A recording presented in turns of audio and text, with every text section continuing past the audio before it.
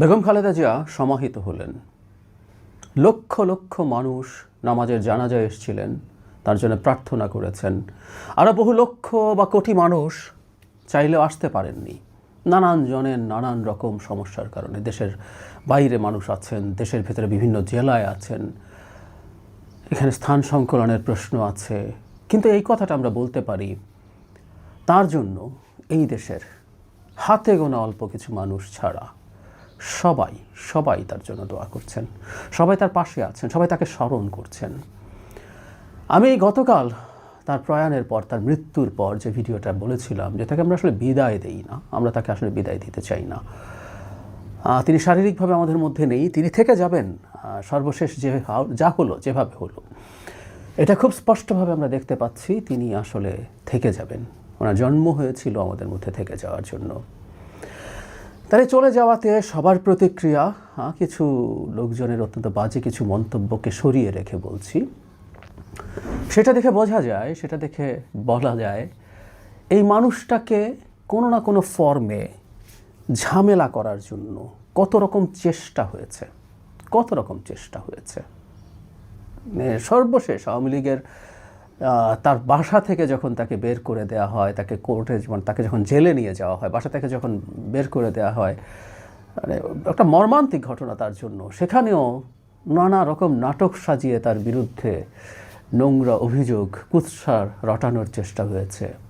পরবর্তীতে তার liver cirrhosis নিয়ে শেখ হাসিনার মন্তব্য, তার কোর্টে যে গেছে, তিনি আদালতে যে গেছেন এবং শেষে জেলে যে গেলেন, যে মামলায়, জিয়া অরফানেজ ট্রাস্ট মামলা, তারপর চ্যারিটেবল ট্রাস্ট মামলা, মানে এতিমের টাকা খেয়েছেন। মানে উনি কত খারাপ, উনি টাকা চুরি করেন এবং সেটা এতিমের টাকা।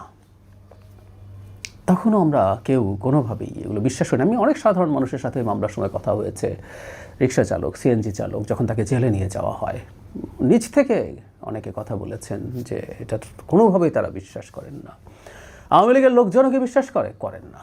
এটা একদম পলিটিক্যাল একটা স্ট্যান্স ছিল, মানে তাকে স্টিগমাটাইজ করার চেষ্টা করা হয়েছিল। তা কত রকম অভিযোগ দিয়ে, কত কিছু বলে, কত নোংরা কথা শেখ হাসিনা বলেছে। আওয়ামী লীগের প্রোপাগ্যান্ডা মেশিন বলেছে, শুধু শেখ হাসিনা না, তাদের তো একটা ইকোসিস্টেম ছিল, কোনো না কোনো ফর্মে তারা বলার চেষ্টা করছেন। কিন্তু কোনো কিছুই এই নারীর সম্মানহানি করতে পারে না। এরকম আটার মিথ্যা কখনোই কাজ করে না। মজার ব্যাপার, শেখ হাসিনা আজকে কোথায়, কি পরিমাণ ঘৃণিত, ধিকৃত। আর খালেদা জিয়া সবার সম্মান নিয়ে, সবার তাকে মাথায় রেখে তাকে এই দুনিয়ার জীবন থেকে বিদায় দিয়ে এসছেন। উনি ডিজার্ভ করেন, ওয়েল ডিজার্ভড। এরকম মানুষের, সবাই যে এরকম জাতির জন্য আত্মত্যাগ করলেও এরকম বিদায় পায় সবসময় না, কিন্তু তিনি পেলেন। এটা খুবই সুন্দর। একটা আফসোস আছে, একটা আফসোস রয়ে গেল আমার, সেটা হচ্ছে গণতান্ত্রিক বাংলাদেশে পুরো উত্তরণটা, নির্বাচনটা তিনি যদি দেখে যেতেন। এবং আমি আবারও বলেছি, আগেও বলেছি, তাকে আমাদের আরও দরকার ছিল আমাদের স্বার্থে। তিনি একজন জাতীয় অভিভাবকে পরিণত হয়েছিলেন।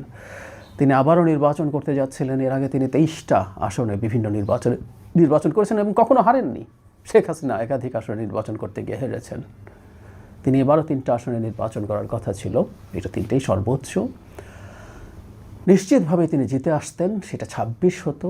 তার চাইতে জরুরি কথা যে বলছি, যে বাংলাদেশ গণতান্ত্রিক বাংলাদেশে প্রবেশ করেছে, যে লড়াইটা তিনি জীবনের শেষ দিন পর্যন্ত করে গেছেন, নিজের স্বাস্থ্যের ঝুঁকি নিয়ে, নিজের জীবনের ঝুঁকি নিয়ে করে গেছেন, সেই লড়াইটার ফলটা তিনি দেখে গেলে সবচেয়ে সুন্দর হতো, খুব সুন্দর হতো।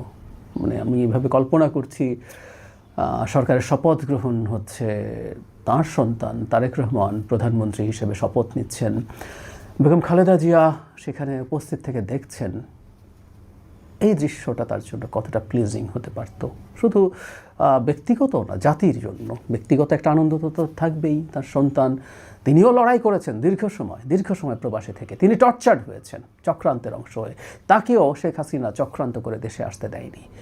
ফলে এই অর্জনটা, সেই মানুষটা দেশের প্রধানমন্ত্রী হচ্ছেন, ব্যক্তিগত আনন্দ থাকবে তার সন্তান, কিন্তু জাতির জন্য যেটা সবচেয়ে বড় ব্যাপার হতো, যে আমাদের গণতান্ত্রিক ট্রান্সফরমেশন হয়েছে, আমরা আবার গণতন্ত্রে ফিরে গেছি।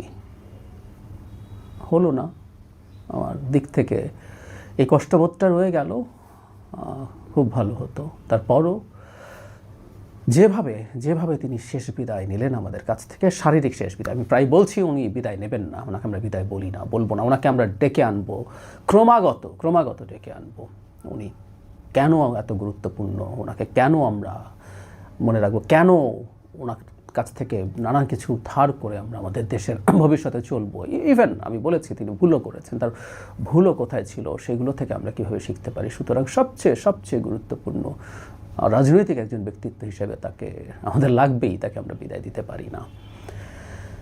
তার শারীরিক বিদায় হলো, তিনি আল্লাহ তাকে, তার আত্মাকে শান্তি দিক, তিনি সবচেয়ে সম্মানিত জায়গায় থাকুন, এই প্রার্থনা করে শেষ করি।